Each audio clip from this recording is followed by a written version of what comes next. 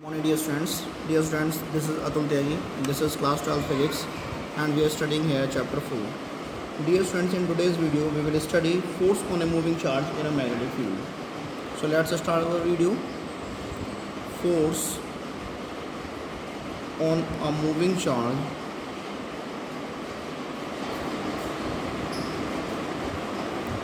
in magnetic field.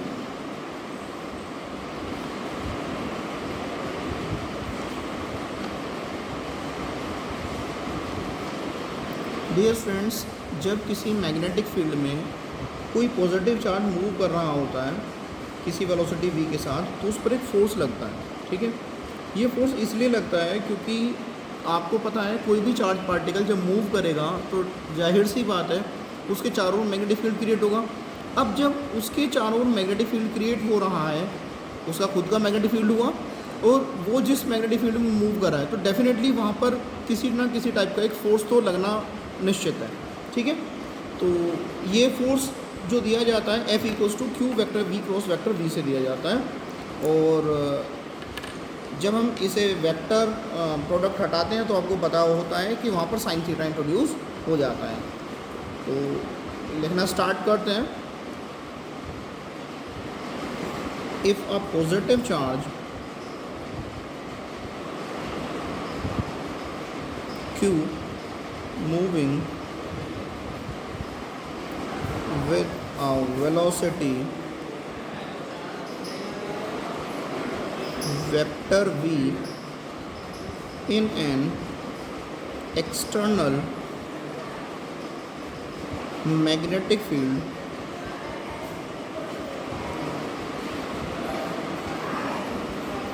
vector b, then charged particle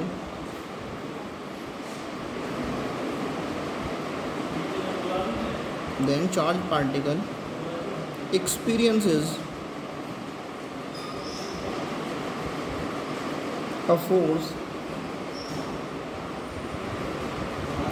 vector F. This force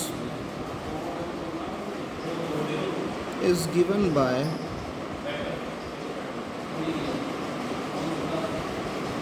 vector F equals to Q charge vector V cross vector. आपको पता है जैसे ही हम cross product कराएंगे तो फिर यहाँ पर क्या हो जाएगा, हमारा साइन थीटा इंट्रोड्यूस हो जाएगा। So we can write down here F equals to Q V B sine theta. Okay, where theta is the angle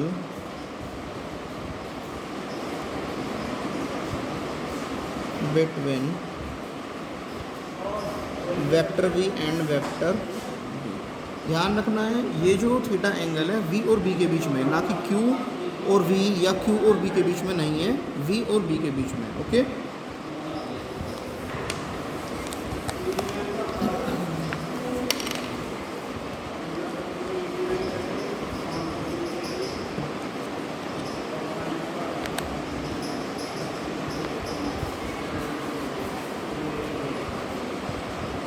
this force is due to the interaction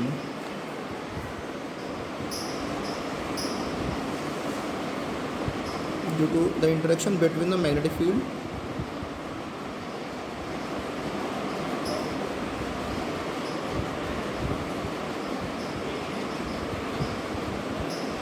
produced by the moving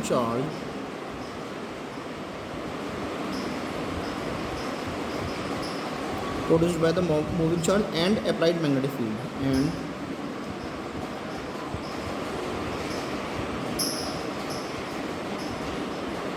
and applied magnetic field। इस force की जो direction दी जाती है वो Fleming left hand rule के through दी जाती है। Direction of this force is given by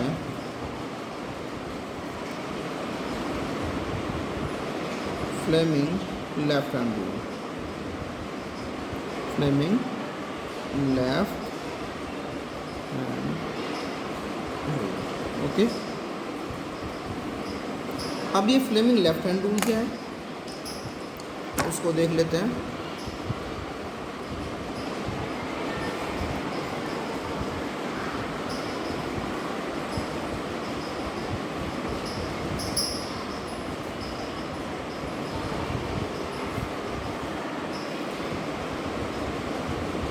जैसा कि पता चल रहा है लेफ़्ट हैंड की बात कर रहे हैं, हालांकि आपने 10th स्टैंडर्ड में भी पढ़ा होगा फिजिक्स में कि फ्लेमिंग लेफ़्ट हैंड रूल क्या है, बट मैं फिर भी इसे थोड़ा एक्सप्रेस किए देता हूँ। ये मेरा लेफ़्ट हैंड है, ठीक है। यदि ये मेरा राइट हैंड है, ठीक है, this is right hand, this is left hand. यदि हम अपने लेफ़्ट हैंड की थम, फोर फिंगर और सेंट्रल फिंगर, इन दोनों की बात नहीं करेंगे, लास्ट वाली जो दो फिंगर हैं उनकी बात नहीं करेंगे, हम केवल इन तीन की बात करते हैं शुरू की। इन्हें हमने इस टाइप से परपेंडिकुलर स्ट्रेच कर लिया कि थम और फोर फिंगर के बीच में 90 डिग्री एंगल हो, थम और फोर फिंगर के बीच, और फोर फिंगर और सेंट्रल फिंगर के बीच में राइट एंगल हो, ठीक है। और सेंट्रल फिंगर और थम के बीच में भी राइट एंगल हो। तो इस सिचुएशन में हम क्या कह सकते हैं, इसे आप थोड़ा सा ऐसे देख सकते हैं, 90 डिग्री और ये भी 90 डिग्री है, ठीक है। ये क्लियर है। तो जो हमारा थंब होगा, यानी कि जो हमारा थंब होगा वो फोर्स की डायरेक्शन को बताएगा, फोर फिंगर हमारी मैग्नेटिक फील्ड की डायरेक्शन को बताएगी, जो सेंट्रल फिंगर है वो हमारी करंट की डायरेक्शन को बताएंगे, ठीक है। इन अदर टर्म्स हम ऐसे भी कह सकते हैं कि यदि हम अपने फोर फिंगर, सेंट्रल फिंगर और थंब को इस टाइप से स्ट्रेच करें कि वो सारे के सारे एक दूसरे के परपेंडिकुलर हों, तो इस सिचुएशन में जो सेंट्रल फिंगर है वो इलेक्ट्रिक करंट की डायरेक्शन को शो करेगी, या फिर आप ऐसा भी बोल सकते हैं वेलोसिटी ऑफ पॉजिटिव चार्ज को शो करेगी, ठीक है, direction of velocity of positive charge. जो हमारी फोर फिंगर है वो हमारी मैग्नेटिक फील्ड की डायरेक्शन को शो करेगी, और जो थंब है वो जो डायरेक्शन को शो करेगा, किसकी डायरेक्शन शो करेगा, फोर्स की डायरेक्शन को शो करेगा। Is that clear? सो हम इसे बना लेते हैं एक बार, ज़्यादा अच्छा तो मुझे नहीं आता बनाना, बट फिर भी कोशिश कर रहा हूँ। ये मेरा थंब है, ये फोर फिंगर है, और ये सेंट्रल फिंगर है, ठीक है, और ये हमारे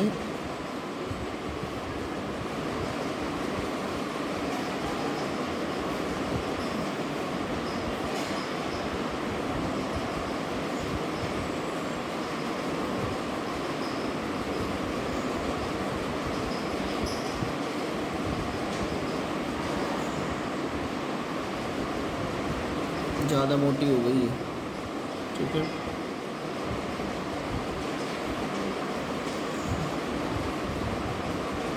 फिंगर को ज़्यादा ही मोटी हो गई है, ठीक है। ये मतलब थंब है, ठीक है,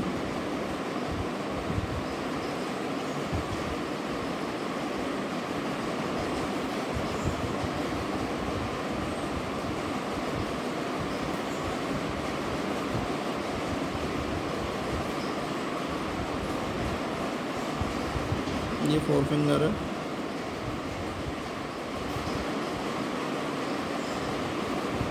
ठीक है, और ये हमारी सेंट्रल फिंगर है।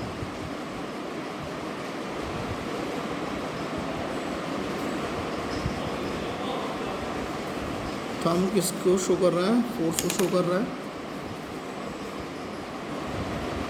ये मैग्नेटिक फील्ड को शो कर रही है, और ये करंट की डायरेक्शन को शो कर रहा है, ठीक है। T4 आप थंब के साथ साथ थ्रस्ट भी याद रख सकते हैं, T से थंब, T से थ्रस्ट।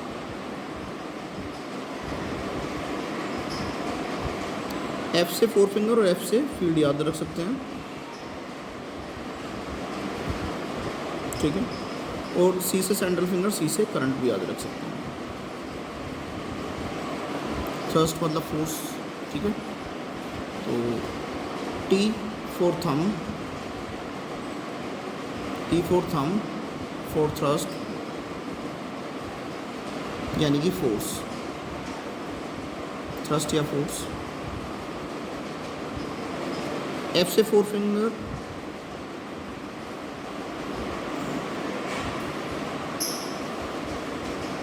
और एफ से फील्ड। ध्यान रखना इलेक्ट्रिक फील्ड नहीं है, मैग्नेटिक फील्ड है, ठीक है। और सी से central finger,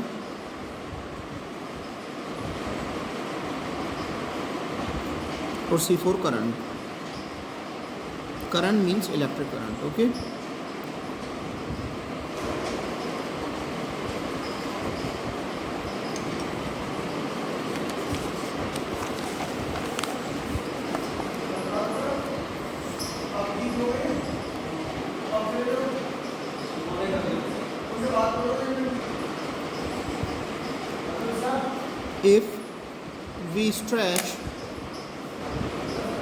if we stretch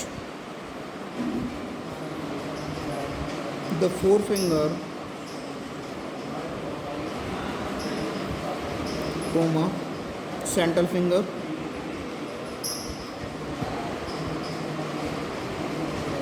and the thumb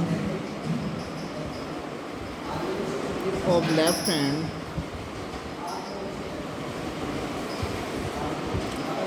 in such a way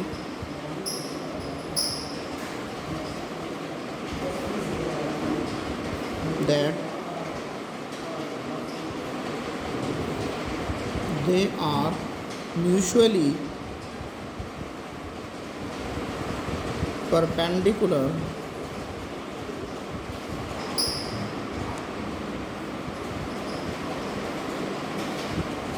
to each other,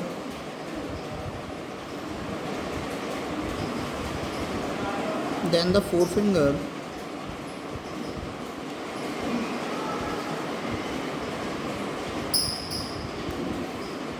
indicates the direction of magnetic field.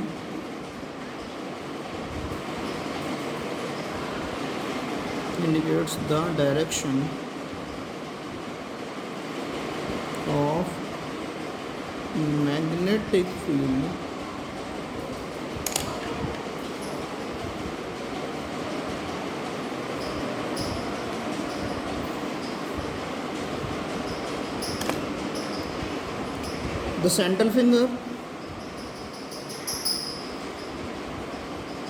the central finger,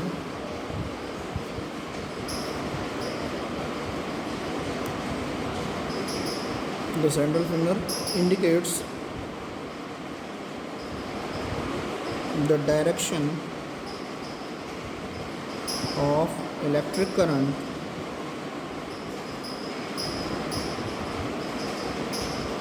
electric current का मतलब है ये, हम इसे ऐसे बोल रहे हैं direction of velocity of positive charge, DIRECTION, direction of velocity of positive charge. Central finger indicates the direction of electric current या फिर direction of velocity of positive charge.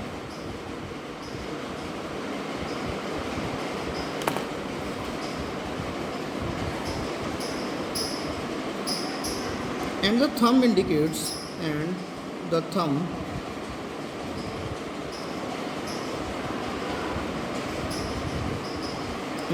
the direction of force experienced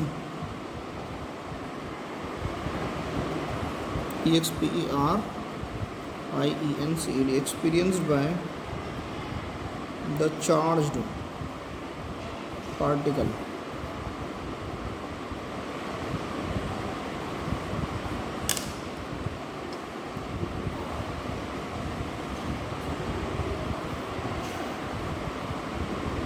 Okay, so this is the Fleming's left hand rule. Thanks for watching. Have a wonderful day. Please press the subscribe button, hit the bell icon, select for all, and like the video. Thanks for watching. God bless you and keep you safe. Have a nice day. Once again, thank you for watching. Thanks again.